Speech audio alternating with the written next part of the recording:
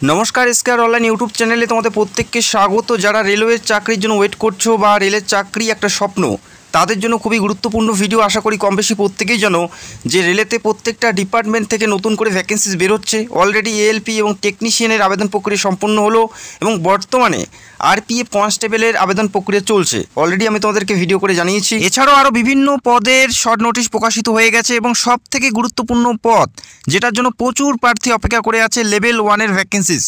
Level 1 এর vacancies অর্থাৎ group D, যেখানে প্রচুর শূন্য পদে নিয়োগ করা হয়। যখনই এই নিয়োগটি করানো হয় একটা বড় সংখ্যায় নিয়োগ করা হয়। যারা তোমরা এই পদের জন্য দীর্ঘদিন থেকে ওয়েট করে আছো বা যারা তোমরা এই বছরে অ্যাপ্লাই করতে যাচ্ছ বা প্রিপারেশন নিচ্ছ, ভিডিওটি সম্পূর্ণ দেখো। আশা করি সমস্ত প্রশ্নের উত্তর পরীক্ষা থেকে শুরু করে ফিজিক্যাল, অনেকেরই ফিজিক্যাল নিয়ে অনেক প্রশ্ন থাকে, ভিডিওটি সম্পূর্ণ দেখো। মেল এবং ফিমেলের ফিজিক্যাল কি থাকে এবং কিভাবে হয় সমস্ত তথ্যই তোমরা ভিডিওর মাধ্যমে পেতে চলছো। প্রথমে জানিয়ে দিচ্ছি লেভেল 1 এর যে ভ্যাকেন্সিজ দুটি ক্যাটাগরিতে ভাগ করা আছে, একটা টেকনিক্যাল এবং একটা নন টেকনিক্যাল। অবশ্যই জানাবো টেকনিক্যাল পদে অ্যাপ্লাই করার জন্য কি যোগ্যতা থাকতে হবে এবং পাশাপাশি নন টেকনিক্যাল পদে অ্যাপ্লাই করার জন্য কি যোগ্যতা থাকতে হবে, কোন কোন পদগুলো টেকনিক্যাল এবং কোন পদগুলো নন টেকনিক্যাল সেটাও তোমরা জানতেই পারবে। অবশ্যই ভিডিওটি সম্পূর্ণ দেখার চেষ্টা করো। প্রথমে আমরা দেখে নিচ্ছি আবেদন করার জন্য শিক্ষাগত যোগ্যতা কি থাকতে হবে। আবেদন করার জন্য শিক্ষাগত যোগ্যতা কি থাকতে হবে, এখানে দু ধরনের পোস্টে নিয়োগ করা হয়, সেটা হচ্ছে টেকনিক্যাল এবং নন টেকনিক্যাল। টেকনিক্যাল পদে অ্যাপ্লাই করার জন্য মাধ্যমিক প্লাস আইটিআই অথবা অ্যাপ্রেন্টিসশিপ, মাধ্যমিকের পাশাপাশি অ্যাপ্রেন্টিসশিপ অথবা আইটিআই সার্টিফিকেট থাকলেই তোমরা টেকনিক্যাল পদে অ্যাপ্লাই করতে পারছো। তবে যারা নন টেকনিক্যাল পদে অ্যাপ্লাই করতে চাও তাদের ক্ষেত্রে শুধুমাত্র মাধ্যমিক পাস থাকলেই তোমরা এই নন টেকনিক্যাল পদে অ্যাপ্লাই করতে পারো। তবে টেকনিক্যাল পদে অ্যাপ্লাই করার জন্য মাধ্যমিকের পাশাপাশি আইটিআই অথবা অ্যাপ্রেন্টিসশিপ ট্রেনিং সার্টিফিকেট থাকলেই তোমরা টেকনিক্যাল পদে অ্যাপ্লাই করতে পারছো।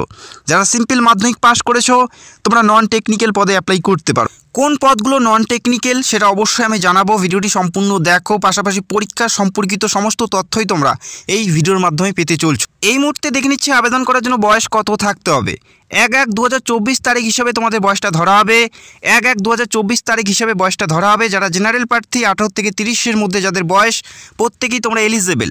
এসসি এসটি হলে 18 থেকে 35, ওবিসি হলে 18 থেকে 33-এর মধ্যে বয়স থাকলে প্রত্যেকেই তোমরা এই পদে অ্যাপ্লাই করতে পারো।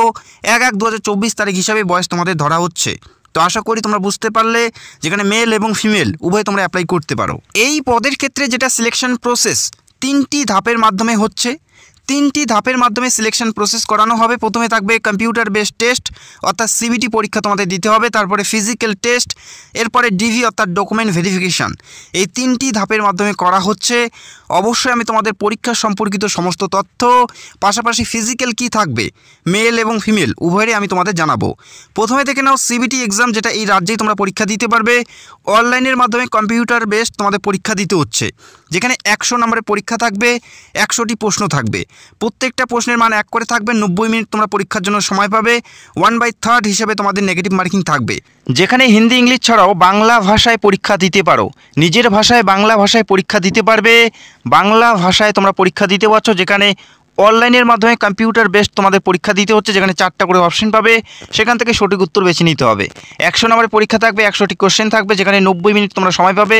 1/3 হিসেবে তোমাদের নেগেটিভ মার্কিং থাকবে। এই পরীক্ষা যারা অ্যাপ্লাই করবে প্রত্যেকেরই প্রথমে এই পরীক্ষা দিতে হচ্ছে এবং এই পরীক্ষার যে এক্সাম প্যাটার্ন অর্থাৎ সিলেবাস সেটা আমরা দেখে নিচ্ছি। ফিজিক্যাল কি থাকবে অবশ্যই আমরা একটু পরে আলোচনা করব। এই পরীক্ষার যে এক্সাম প্যাটার্ন জেনারেল সায়েন্স থেকে 25 নম্বর, ম্যাথ থেকে 25 নম্বর, জিই এবং রিজনিং থেকে 30 নম্বর এবং জেনারেল নলেজ থেকে 20 নম্বর। এই কয়টি বিষয়ের উপর পরীক্ষা হচ্ছে, যেখানে এমসিকিউ টাইপের পরীক্ষা তোমাদের দিতে হবে, অর্থাৎ 4টা করে অপশন পাবে, সেখান থেকে সঠিক উত্তর তোমাদের বেছে নিতে হবে এবং পরীক্ষার কোশ্চেন্স লেভেল থাকবে মাধ্যমিক স্ট্যান্ডার্ড লেভেলের কোশ্চেন তোমাদের পরীক্ষায় থাকবে। তো আশা করি তোমরা বুঝতে পারলে এই পরীক্ষায় যারা সফলভাবে পাশ করবে তারা ফিজিক্যালের জন্য ডাক পাবে। এই পরীক্ষা যারা পাশ করবে তারা ফিজিক্যালের জন্য ডাক পাবে। মেল প্রার্থীদের ক্ষেত্রে যেটা ফিজিক্যাল থাকছে 35 কেজি ওজন বহন করতে হবে 100 মিটার, যেখানে সময় থাকবে 2 মিনিট। মেলদের ক্ষেত্রে 35 কেজি ওজন বহন করতে হবে 2 মিনিটে 100 মিটার এবং পাশাপাশি মেলদের ক্ষেত্রে রান থাকবে 1000 মিটার রান, যেখানে তারা সময় পাবে 4 মিনিট 15 সেকেন্ড। এই মাঠটা তোমাদের কমপ্লিট করতে হবে। 1000 মিটার রান, যেখানে 4 মিনিট 15 সেকেন্ড তোমরা সময় পাচ্ছ মেল প্রার্থীদের ক্ষেত্রে। ফিমেলদের ক্ষেত্রে কি থাকছে অবশ্যই আমরা দেখে নিচ্ছি। ফিমেলদের ক্ষেত্রে 20 কেজি ওজন ক্যারি করতে হবে 100 মিটার। 20 কেজি ওজন ক্যারি করতে হবে 100 মিটার, তারা সময় পাবে 2 মিনিট। 20 কেজি ওজন বহন করতে হবে 100 মিটার, তারা সময় পাবে 2 মিনিট, এবং রান থাকবে 1000 মিটার, যেখানে তারা সময় পাবে 5 মিনিট 40 সেকেন্ড। এটা তোমাদের কমপ্লিট করতে হবে।